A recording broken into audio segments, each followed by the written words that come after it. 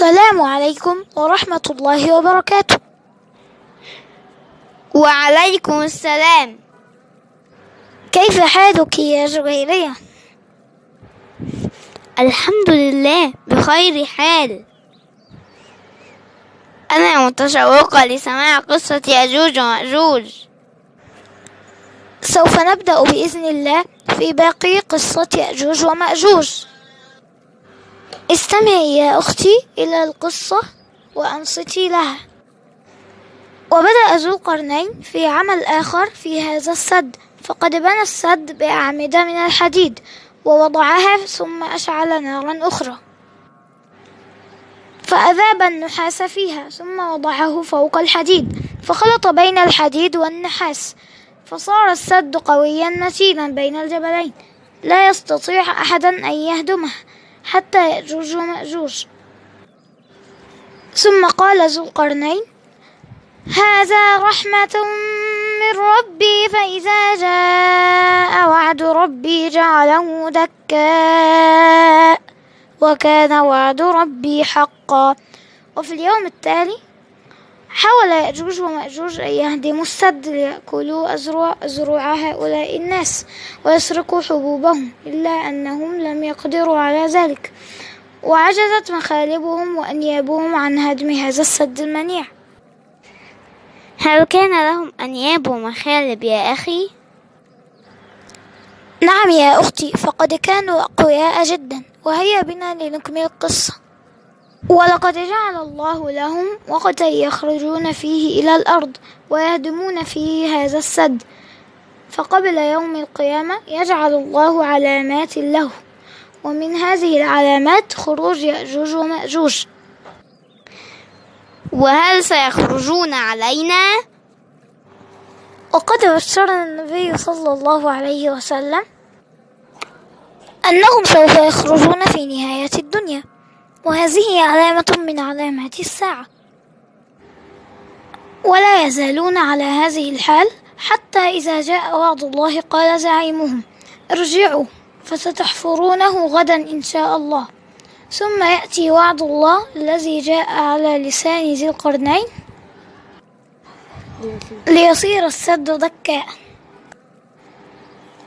وكأن إن شاء الله كلمة السر، فيعودون إليه فيجدون الحفرة فيواصلوا الحفر حتى يهدموا بقية السد، ثم يبدأون في الخروج إلى أهل الأرض وأكل الزروع والحبوب والماشية وشرب الماء حتى لا تبقى في الأرض نقطة ماء واحدة.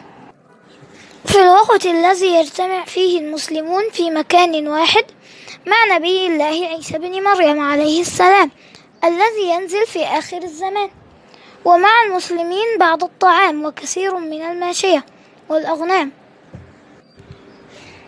أما يأجوج ومأجوج فإنهم بعد أكل ثمار الأرض وشرب مائها يرمون بسهامهم إلى السماء فتعود فيها دماء، فيناجي أحدهم قائلا: هزمنا أهل الأرض والسماء، فيبعث الله عليهم حشرات صغيرة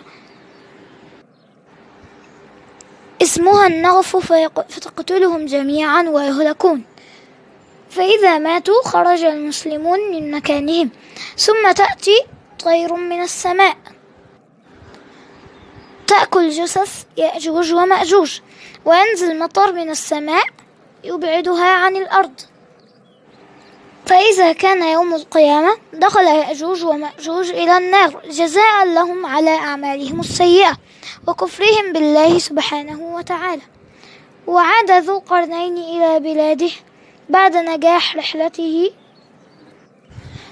الإيمانية وسفره الدائم إلى بلاد العالم ليدعو الناس إلى عبادة الله وحده لا شريك له. وجاء ملك الموت ليقبض روحه الطاهرة.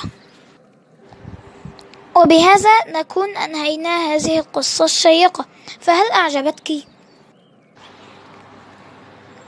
نعم، كانت قصة جميلة. جزاك الله خيرا ونفع بك. جزانا وإياكم. وهكذا نكون قد انتهينا من أول قصة في سلسلة قصص القرآن، ولا تنسوا متابعتنا. انتظرونا في حلقات جديدة مع قصص جديدة، ولا تنسوا الاشتراك في القناة. والسلام عليكم ورحمة الله وبركاته.